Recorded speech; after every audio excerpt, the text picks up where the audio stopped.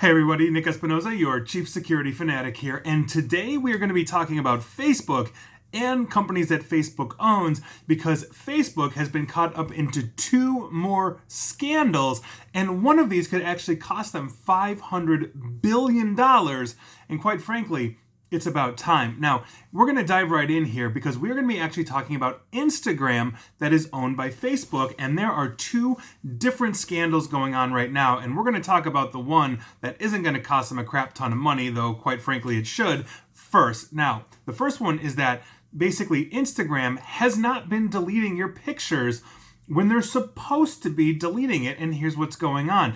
A security researcher, Sugat Pokhara, requested a copy of photos and direct messages from Instagram, and basically he was sent his data, apparently that he deleted more than a year ago, showing that basically the information had never been removed from Instagram servers. Now, Instagram says and it takes usually about 90 days to completely remove data once you delete something. This is usually called a retention policy. You're going to see it in Microsoft Office 365 or so. Your company might set a retention policy of 30 days, and when you delete something and it's out of your recycle bin after 30 days, it's not recoverable because it's just basically retentioned out. But security researchers have found similar issues, not just with Instagram, but other free platforms like this, including Twitter, which retain direct messages between users for years after they were supposedly deleted. But in this case, the problem was only exposed because the researcher, Pokhara,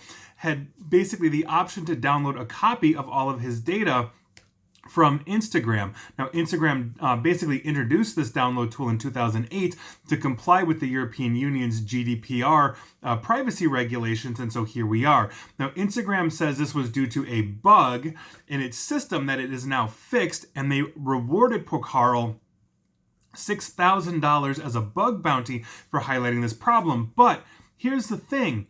He actually discovered this bug in October of last year, and earlier this month in August, it appears to have been fixed. And so I think this is totally suspect.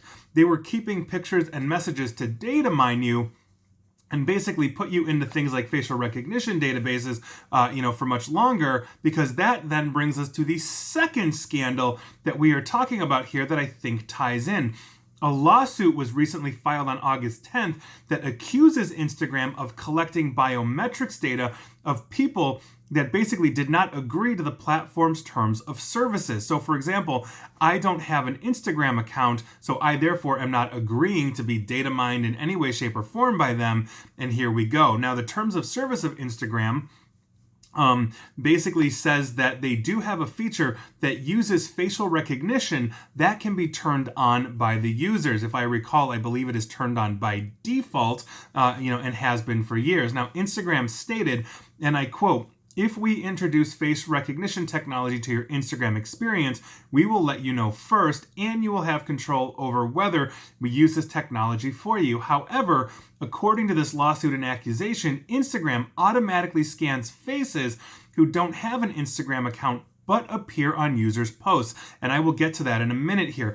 The logical conclusion then is basically that this could be used to identify a person in the picture and then match them with something like Facebook's massive facial recognition database and start making social links between the users that are not on Instagram to hone targeted advertising and other things. All of this without the user's consent.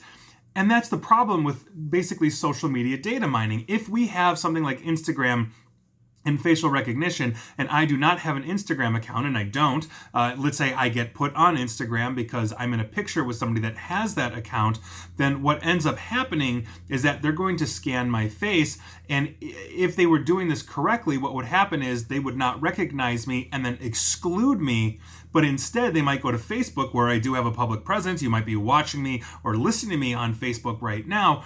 They're going to scan me and say, aha, Nick Espinoza is now in a picture on Instagram, and kind of make that link to basically say, okay, now we have a connection between this Instagram user and Nick Espinoza. And so what do they have in common? Let's scan the account. Let's see what they share. This can hone marketing and targeting and all of this, because this is what they do, and this is how they make money. Even if you don't have an account, your friends and your family are putting you into this ever-growing Facebook facial recognition database that Facebook allows the U.S. government and other legal entities to basically access at unprecedented levels, according to past reporting, oftentimes without things like warrants, and that is a huge, huge problem. Edward Snowden broke that massive problem back in 2014 for us. Now, this lawsuit was filed in California, which means the California Consumer Protection Act, or CCPA, kicks in, and this could be up to a $500 billion fine if the courts in California agree that basically this is illegal and Instagram is doing something above and beyond by basically, let's say, taking my face without my consent and putting it, basically running it through facial recognition, and then instead of excluding it, adding it to their database and making these kinds of links. I think this needs to go through. And I actually think that Facebook needs to have this $500 billion fine leveled on them, and I will tell you why. Basically, you know my stance on data mining, data privacy. I don't care what country it is, what platform it is. There has to be specific amounts of rights, and these are being violated quite a bit. And so I think overall the industry, meaning the free platform industry, the Facebook, Twitter, Google, et cetera, of the world, need to basically have a hard lesson. And the only way that lesson is going to be is two ways. One, everybody abandons the platform because of this issue, which isn't going to happen because I literally just did a video on how this is an addiction.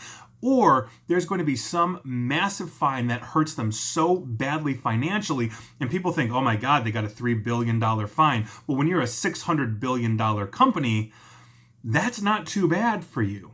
But a $500 billion fine for you is basically potentially a life-ending event, or seriously hindering, let's say, your stock performance, what your investors think, all of this. It's going to make news everywhere. And then all of the competing social media platforms around it are going to see that and be like, I don't want to be that.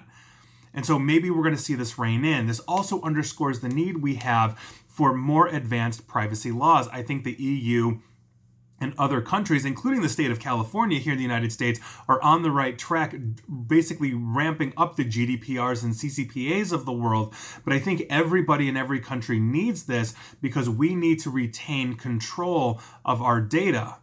And there's also been the argument made, if they're going to be data mining us for quote unquote free by basically giving us a crack addiction to our phones, then maybe we should be getting paid for that data mining as well, because they're using us to basically hone it for targeted advertising. So these are all a whole bunch of different types of arguments. I'd love to hear your thoughts on this. As always, please feel free to tell me I'm wrong, but I am glad to see the world taking notice of these things, because when they are violating their own terms of services, their own rules, and in this case in California, possibly the rule of law, that is a very serious problem, and we can't let this go. And so hopefully, as the rest of the world is focusing on, the political divide and the election and all of this, I don't want to let these things slip under the, slip through the cracks, if you will. So here we are, and that is your news of the day.